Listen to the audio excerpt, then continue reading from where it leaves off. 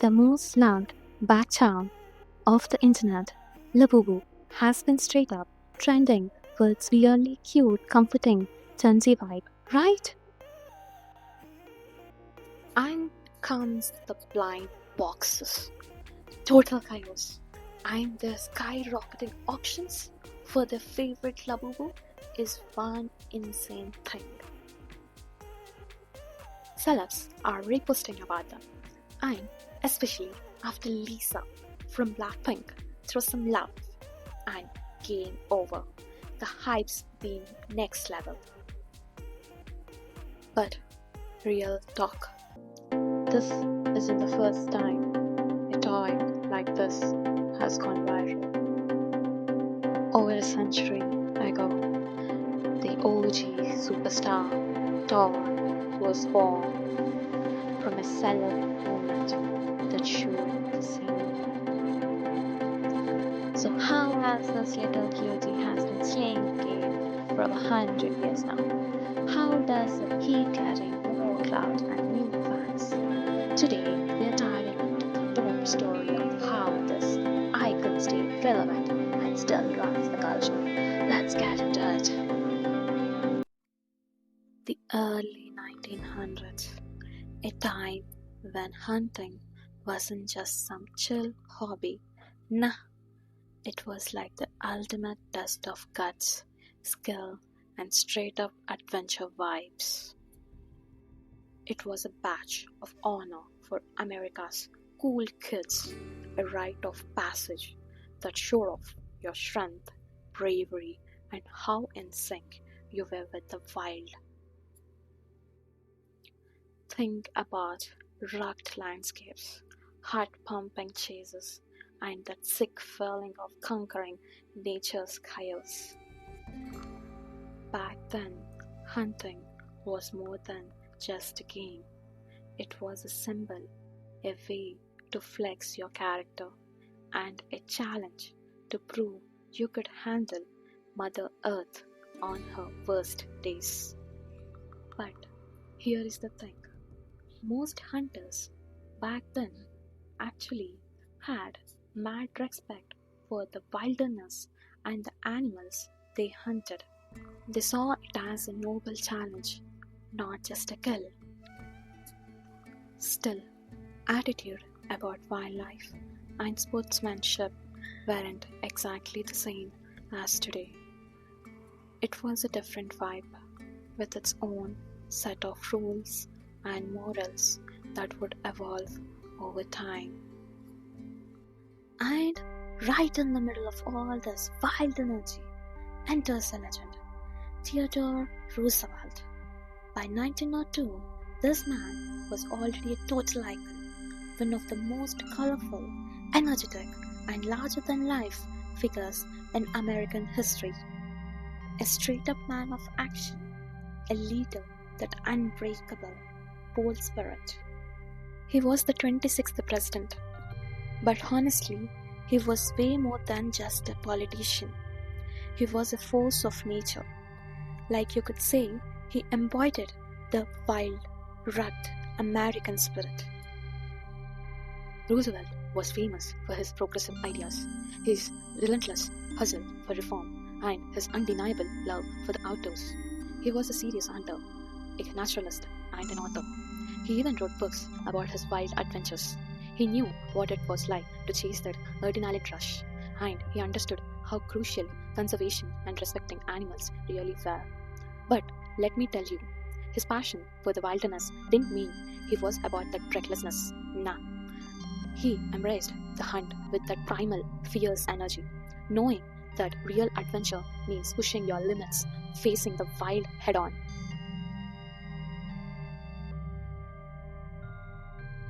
In the fall of 1902, Roosevelt was on the move. He was heading down the Mississippi for a bear hunt. Yes, you heard me right, a real adventure.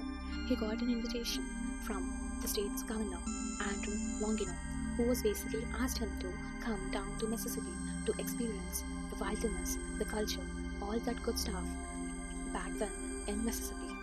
It was not just a random trip, it was a part of Roosevelt's bigger plan to link up with the local leaders, politicians, and influential peeps all over the country. It was like a political power move, but also kinda personal. And honestly, Roosevelt was all about embracing adventurous, man versus nature kind of energy. He was hyped to get his hands dirty, live that authentic Southern hunt experience. It was a vibe mixing politics, outdoor adrenaline, and some good old fashioned bonding. For him, it wasn't just a trip, it was a whole good mood, a moment to connect, to challenge himself, and to keep that daring spirit alive. In early November 1902, right, Roosevelt lands in Mississippi, ready for a big hunt. But here is the thing, the hunting season's pretty much wrapping up, so the odds aren't exactly in their favor. As the days goes by, what happens?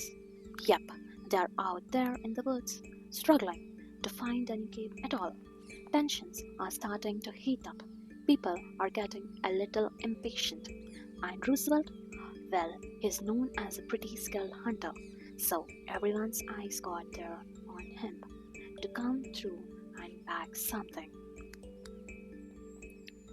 And who's helping him out? The crew includes some serious pros, expert guides, and trackers, including Holt Collier. And here is a quick shout out. Holt Collier isn't any guide. Nope. He's an African American former slave, but also super skilled at hunting bears. This guy's reputation, legendary. Everyone respected him. He knew the woods, he knew the game, and he knew how to track like a boss. So, after all that waiting, all that searching, finally they spot a bear. But here is the thing, it's not that kind of fierce, powerful beast you would see in a Hollywood action scene. No, this bear is different. It's old, it's sick, and it's clearly through a lot.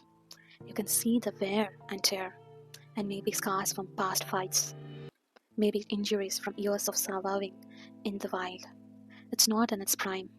It's tired, worn down, and it's not looking like the picture perfect predator everyone expects. Here's the heartbreaking part.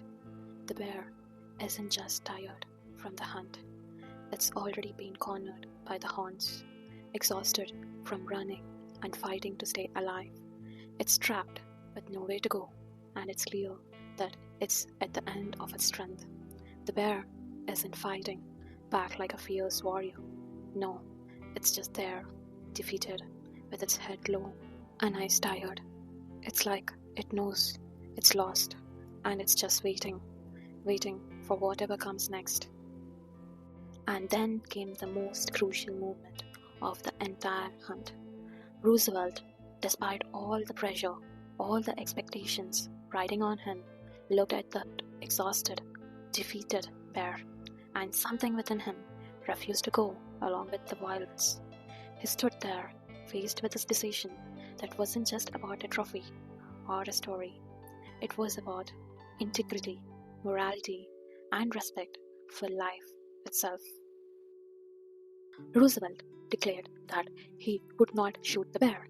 He believed it would be dishonorable and unsportsmanlike to kill such a helpless creature, one that was old, sick, and already cornered by the hounds.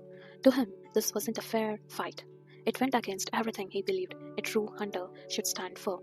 In his own words, he later reflected in his writings that a genuine sportsman is not a mere killer, but a man who respects the game and spirit of the hunt. He felt that hunting should be a test of skill and honor, not a cruelty or unfair advantage. This decision wasn't easy. Some of other hunters in his party were eager for a quick victory, frustrated by the lack of success, didn't understand. They wanted to see a dramatic kill, a trophy to boast about. But Roosevelt held his ground. He was firm in his belief that true manliness, true respect for nature, meant showing mercy when it was due. He wrote later in his autobiography that the moment was one of the most significant of my life because it was a clear demonstration of his moral conviction that strength and courage weren't just about violence, but about compassion and fairness. He understood that hunting for him was more than just a sport. It was a test of character, and in that pivotal moment, he chose to honor that belief. His decision reflected a deeper lesson he carried with him always, that true greatness lies in kindness and in standing up for what's right, even when it's difficult. Of moral conviction, wherein Roosevelt chose to forego an effortless skill, quickly transcended the confines of that expedition, igniting widespread discourse across the nation. What had begun as a somewhat disappointing venture for Roosevelt and his party soon transformed into a topic of national debate, particularly once it was reported in the press. The narrative did not conclude with Roosevelt's abstention, rather, it served as the inspiration for one of the most iconic political cartoons in American history, heralding the birth of the legendary teddy bear. It's wild how one choice can turn into history, right? Just days later, a talented political cartoonist named Clifford Berryman was moved by Roosevelt's steadfast moral stance. He crafted a poignant illustration titled Drawing the Line in Mississippi. Published in the Washington Post on November 16, 1902, the cartoon depicted Roosevelt with his back gently turned to a small white-eyed bear cub, a much more innocent and vulnerable creature than the injured adult bear from the actual event. This cartoon was more than mere political satire.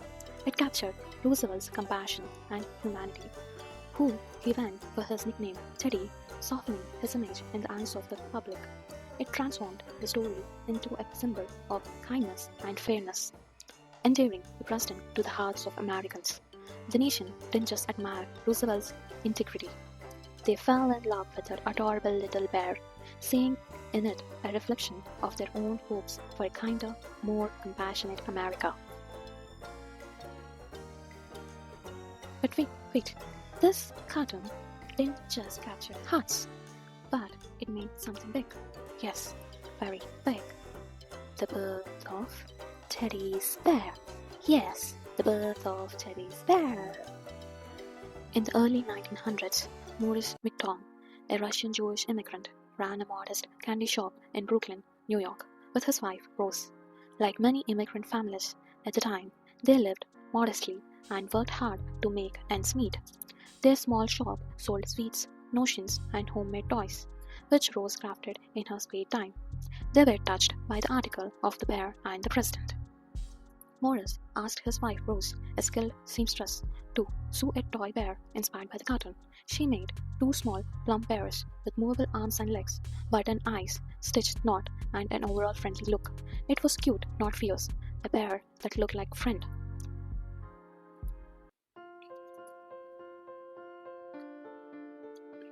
They placed one bear in the shop window with a handwritten sign, Teddy's Bear. But Morris was careful and respectful.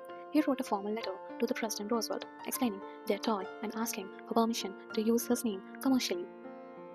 In the note he written to the President, he explained how he created the bear as a tribute to President's act of mercy and asked permission to use his nickname Teddy on the toy. Roosevelt, amused by the gesture and flattered by the tribute, responded with a warm message, though the irony that he never liked his nickname Teddy, a short affection name for Theodore. But he happily gave his blessing, and just like that, the name Teddy Bear was officially born. And comes the public reaction. The bear was immediated, no cap.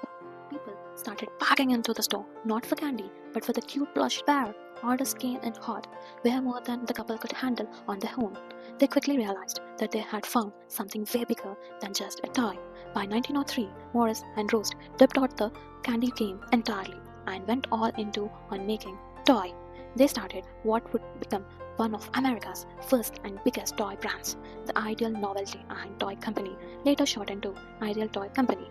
Morris and Rose were quietly sowing their first bears. Across the ocean, another story was unfolding, one filled with creativity, resilience, and innovation. In a small town of Bergen-under-Bruns in southern Germany, lived a remarkable woman named Margaret Staiff.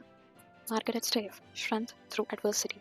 Margaret has been diagnosed with polio at just 18 months old, which left her paralyzed and wheelchair bound for life. But despite her physical challenges, she developed a talent and compassion for sewing. In the 1880s, she opened a small sewing business, making felt clothing, in cushions and children's stuffed animals, including elephants, which became quite popular. Her motto was simple but powerful: only the best is good enough for children. That belief guided every stitch that came from the Steff workshop. And in 1900s, Margaret's nephew, Richard Steff, joined the company. He was a gifted artist and inventor with a particular fascination for animals. He spent hours sketching creatures at the zoo in Stuttgart, especially bears, studying their movements, shapes, and expressions. In 1902, inspired by these sketches, Richard designed a new kind of toy, a soft bear with jointed arms and legs, allowing it to sit, stand, and move like a real bear cub. It was called Bear 55 BB. 55 stands for its size, 55 centimeters tall. B stands for Plush, plush in German. B stands for beweglich, which means movable, jointed. Unlike any other toys which were earlier rigid or crude, this bear was lifelike yet cuddly, made of mohair fabric, filled with straw, and crafted with precision. The 1903 Leipzig Toy Fair, a turning point. In 1903, the Stay family represented 55 BB at the prestigious Leipzig Toy Fair, the largest international toy exhibition at the time. At first, the plush bear didn't draw much attention. Buyers and sellers focused more on mechanical toys or porcelain dolls. But then something extraordinary happened. An American toy buyer approached the booth. He saw potential in the bear and placed a massive order for 3,000 units, a staggering number for the small German workshop. That single order changed everything. The American order reached the US just as the teddy bear craze was taking off. Thanks to the McTones and the Roosevelt story, the timing was perfect. The Stay bears became a hit among American children and collectors, launching an international teddy bear frenzy. Back in Germany, the Stay family expanded rapidly to meet the growing demand. Their bear stood out for their exceptional quality, detailed craftsmanship, and unique button-in ear trademark, introduced in 1904, a small metal button in each bear's ear to prove it was authentic Stay creation. The Ideal Toy Company began producing teddy bears on large scale and quickly expanded its product line. Throughout early 20th century, Ideal grew into a major toy manufacturer in the US, and by the 1920s, they were producing teddy bears in many sizes and styles: rag dolls, position dolls, mechanical and wind-up toys. Innovation and branding became Ideal's strength. They were among first to mass-market toys in the age of radio and early television, but by the 1980s, it faced strong competition and was eventually sold. In 1982, it was acquired by CBS Toys, and later by Tyco, and later it was acquired by Mattel in 1997. Today, the Ideal Company is no longer active, but the teddy bear lives on. The legacy of Morris and Rose continues in the arms of children around the world. And the over 140 years since its foundation, the Stay remains one of the most prestigious teddy bear makers in the world, fetching tens of thousands of dollars at auctions, and yet they are still given to babies and children, not just as toys, but as heirlooms of love. But we can never forget that the Morris and Rose gave us the first teddy bear, the Stay gave us the finest teddy bears, and together they gave the world a forever friend.